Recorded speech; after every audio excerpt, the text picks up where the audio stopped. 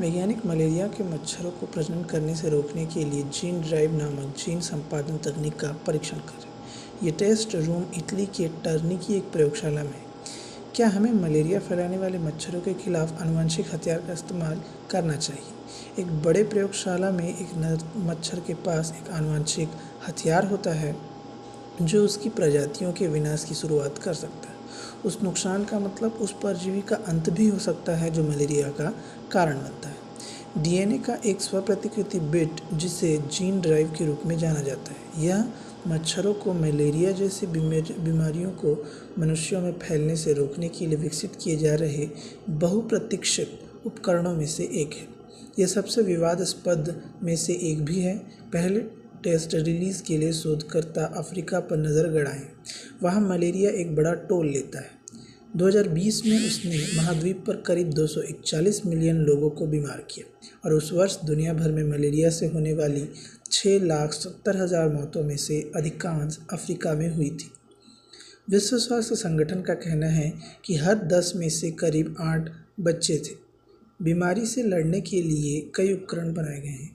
निवारक दवाएं, कीटनाशक, उपचारित मच्छरदानियां और यहाँ तक कि टीके भी हैं। ये प्रयास मदद कर रहे हैं, लेकिन मच्छर कीटनाशकों के प्रति प्रतिरोध विकसित कर रहे हैं और कुछ मलेरिया रोधी दवाएं अब ठीक से काम नहीं कर सकती। फ्रेडरोज ओकमो कहते हैं, शून्य मामलों की ओर जाने के लिए हमारे पास कुछ ऐसा होना चाहिए जो परिवर्तनकारी हो। उनका मतलब पूरी तरह से नई प्रकार की रणनीति है। ओकमो एक मच्छर जीव विज्ञानी हैं। वह पूर्वी अफ्रीका के एक देश तंजानिया में इफ्कारा स्वास्थ्य संस्थान में विज्ञान कार्यक्रमों का निर्देशन करते हैं। जीन ड्राइव वह बड़ा बदलाव हो सकता है जिसकी लोग तलाश कर रहे हैं। इस तकनीक को पहली बार 2015 में तैयार किया गया था। शोधकर्ता अभी भी इसे परिष्कृत और परीक्षण कर रहे हैं। अन्य प्रकार के आनुवांशिक रूप से परिवर्तित मच्छर ब्राज़ील, संयुक्त राज्य अमेरिका और अन्य जगहों पर जारी किए गए।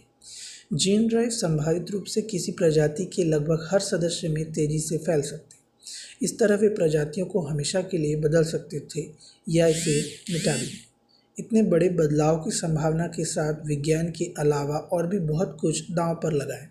इसीलिए सामाजिक विचार यह तय करने में बड़ी भूमिका निभा सकते हैं कि जीन ड्राइव का कभी उपयोग किया जाए या नहीं।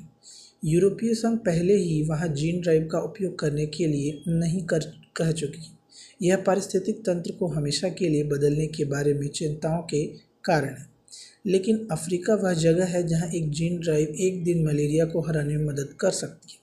वहाँ के कई देशों में शोधकर्ता लक्ष्य मलेरिया नामक एक गैर लाभकारी शोध समूह के साथ काम कर रहे हैं। वे अंततः महाद्वीप पर जीन ड्राइव जारी करने की उम्मीद करते हैं। सबसे पहले उन्हें सार्वजनिक सहमति मिलनी चाहिए। इसके लिए शोधकर्ताओं को स्थानीय प्राथमिकताओं के बारे में जानने की जरूरत है और उन्हें यह जानना होगा कि तकनीक के बारे में जनता को समझने के तरीके के बारे में कैसे बात करनी है। कोई भी अभी तक जीन ड्राइव करने वाले मच्छरों को लैब से बाहर जाने के लिए तैयार नहीं किए। अभी के लिए शोधकर्ता कैद में मच्छरों के साथ परीक्षण कर रहे हैं।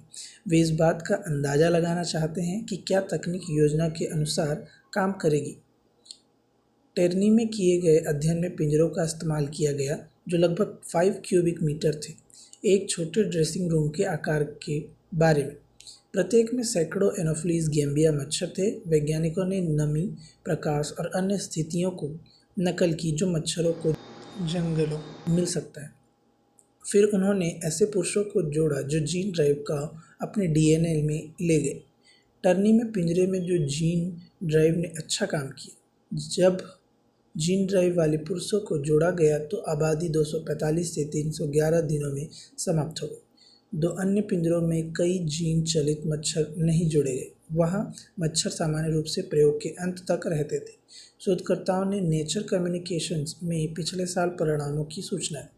सभी संभावना पर विचार करते हुए इंस्टीट्यूट ऑफ ट्रॉपिकल मेडिसिन के मुलर कहते हैं, टर्नी के परिणाम बताते हैं कि जीन ड्राइव लगभग वास्तविक दुनिया की परिस्थितियों में काम कर सकती है, लेकिन ड्राइव के बारे में अभी भी बहुत कुछ सीखना बाकी है।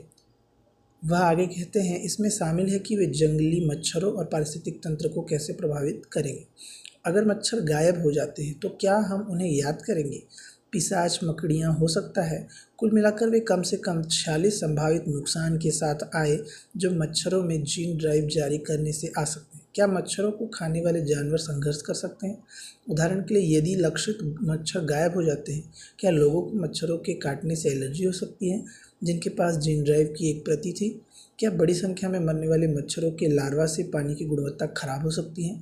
क्या जीन ड्राइव से भी मलेरिया के अधिक मामले हो सकते हैं?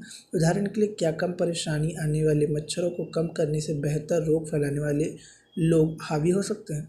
मलेरिया जर्नल ने मार्च 2021 में चिंताओं की पूरी सूची प्रकाशित